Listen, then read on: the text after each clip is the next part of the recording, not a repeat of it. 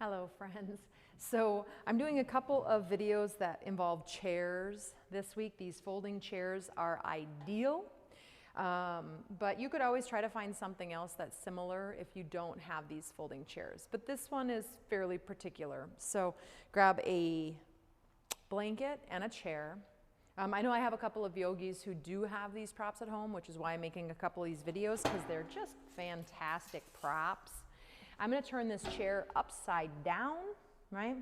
Make sure it's pretty darn stable.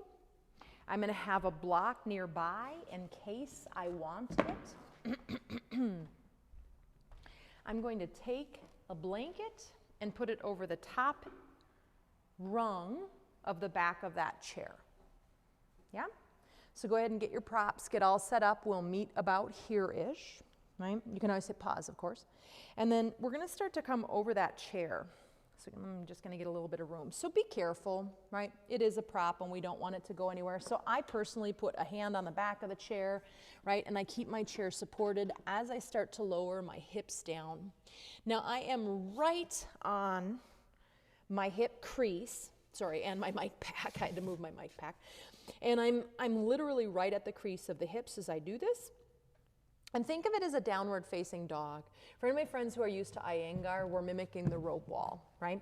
And you're gonna go ahead and you're gonna start to come down. Now you can either, just have your forearms on the ground, and this is where that block might come in handy. You might bring that block in to put your forehead down on, right? If you wanna reach your arms all the way forward, you're welcome to do that as well. You can have the block on under the forehead, or you can have the forehead, lifted a little bit or on the ground, or again, check in with what works. Now we're going to straighten our legs as much as we can here. They don't necessarily have to be all the way straight, but we do want the heels pushing back because that's part of our traction, right? As the heels move in one direction, we reach forward with the other.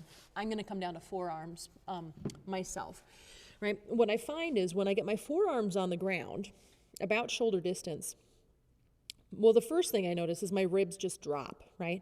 That's my body type. So I need to remember to knit my ribs in towards the midline and tone my belly so that I'm not just exploiting my mid-thoracic. And then once I got that going on, I push my heels back so they move in one direction. And then I'm even going to traction my forearms towards me. So again, it's on a sticky mat. They don't move.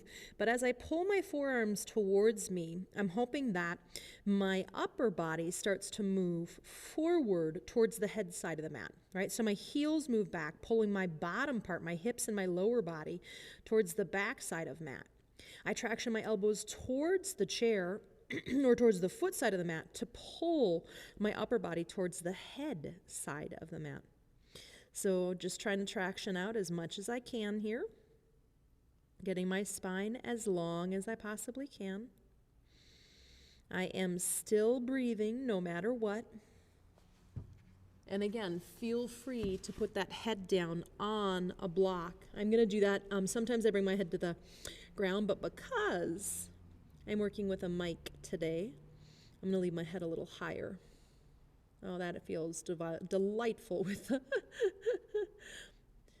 block under my head. And yep, we're going to just stay here. This is it, right? So push the heels back, traction the forearms back to reach the chest forward. Keep those ribs knitted in. Take one more breath.